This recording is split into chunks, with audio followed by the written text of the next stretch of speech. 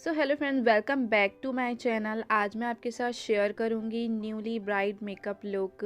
जो नई नई दुल्हनें हैं जिनकी अभी भी शादी हुई है और जिनको अच्छी तरह से मेकअप करना नहीं आता है और वो शादी के बाद बहुत अच्छा मेकअप करना चाहती हैं, तो आप इस मेकअप को ज़रूर फॉलो कर सकते हैं।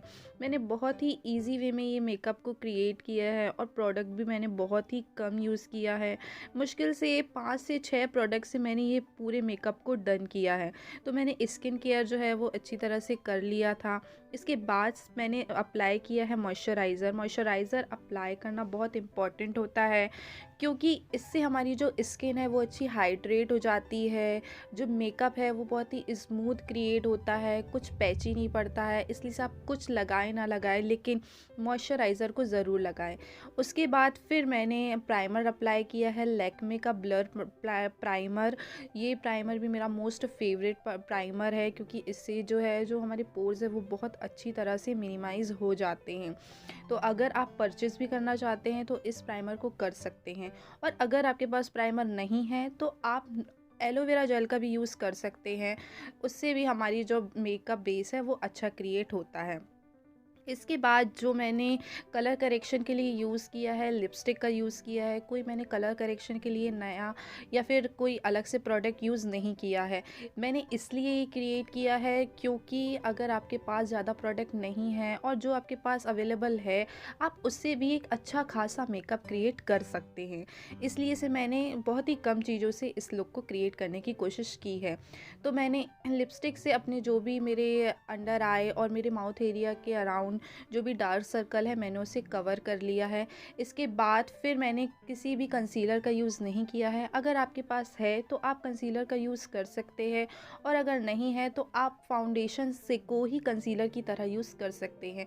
जहाँ जहाँ मैंने कलर करेक्शन किया था वहाँ वहाँ मैंने फाउंडेशन को पहले लगाया और इसे अच्छी तरह से ब्लेंड कर दिया। फिर उसके बाद मैंने ब्यूटी ब्लेंडर से उसे डैप डैप मोशन में अच्छी तरह से सेट कर लिया। सेट करने के बाद फिर मैंने उसी फाउंडेशन को अपने पूरे फेस में लगाया।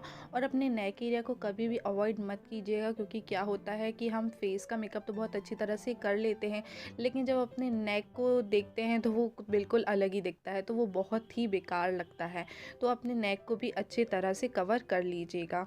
इसके बाद फिर मैंने अपनी आईब्रो को डन किया। मैंने आईब्रो जेल मस्कारा से अपनी आईब्रो को पहले सेट कर लिया, और आईब्रो के लिए भी मैंने कोई प्रोडक्ट यूज़ नहीं किया है।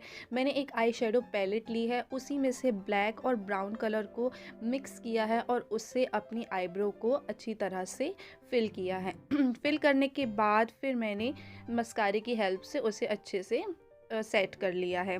इसके बाद फिर आई मेकअप की ओर चलते हैं। आई मेकअप में मैंने अपने आईज़ को सबसे पहले एक न्यूड कलर से अच्छी तरह से सेट कर लिया है, जिसमें जो हमारे आई का एरिया है वो अच्छी तरह से एकदम इवन टोन हो जाए।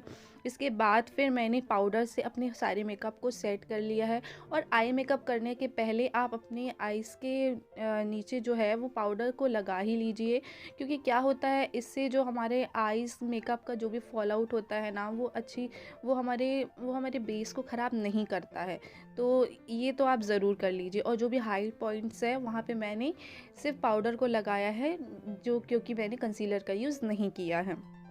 इसके बाद मैंने एक ब्राउन कलर लिया है, उसे अपनी कट क्रीज में लगाया है, और एक फिर पिंक सा कलर लेके उसको अपनी इनर आईज कॉर्नर पे लगाया है और उसे दोनों को मर्ज कर दिया है। इसके बाद फिर मैंने मस्कारा लगाया है, क्योंकि मैंने कोई आईलैशेस का यूज़ नहीं किया है। ऑब्वियस सी बात है कि आप नई नई दुल्हनें हैं या फिर आपको किसी पार्टी वगैरह में जाना है, आप लैशेस का यूज़ नहीं करना चाहते हैं और घर में तो आप यूज़ नहीं करेंगे, तो आपको मस्कारा है उसको अच्छी तरह से लगाना है। प्रॉपर टाइम लेके आप अच्छे से मस्कारा लगाइए, क्योंकि मस्कारे से ही आपकी जो लैशेस है वो बहुत अच्छी तरह से दिखने लगेगी, और उतने में ही आपकी जो आईज़ है वो बहुत ब्यूटीफुल लगने लगेगी।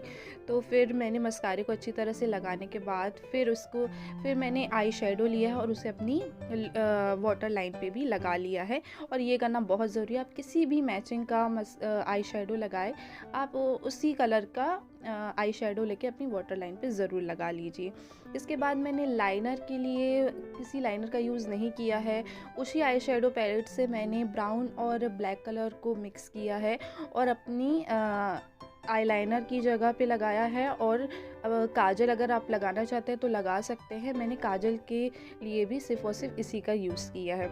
उसके बाद मैंने ब्लश लगाया है जो कि बहुत इम्पॉर्टेंट है। अच्छा सा पिंक पिंक सा ग्लो लाने के लिए तो ब्लश लगाना बहुत इम्पॉर्टेंट है। फिर मैंने इसी आई शेडो पैलेट में से एक शिमरी आई शेडो लिया है और उसे अपने एज अ हाइलाइटर यूज़ किया है। फिर इसी आई शेडो पैलेट से मैंने एक ब्राउन सा कलर लेके अपने फेस को हल्का हल्का सा कॉन्ट्योरिंग की है। इसके बाद मैंने एक लिक्विड लिपस्टिक ली है और उसे आउटलाइन की तरह लगाया है और फिर एक रेड कलर की लिपस्टिक से उसे अंदर अच्छी तरह से फिल कर दिया है। इसके बाद फिर मुझे आई शेडो जो है वो थोड़ी सा और शिमरी करना था। इसके लिए मैंने एक गोल्ड सा कलर लिया है, सिल्वर गोल्ड सा कलर लिया है, दोनों को मिक्स किया है और फिर उसे अपनी आईज़ के ऊपर लगा लिया है। एंड बस इतना ही करने पे ये मेरा मेकअप जो है वो बिल्कुल डन हो जाता है। And this is my final look. आप देख सकते हैं कितना ब्यूटीफुल और कितना ग्लोई और कितना डूई मेकअप लग रहा है। अगर आप ये एक मेकअप क्रिएट करना चाहते हैं तो ज़रूर कर सकते हैं। मैंने ज्वेलरी भी बिल्कुल नई नई नवेली दुल्हन की तरह गोल्ड गोल्ड की पहनी है।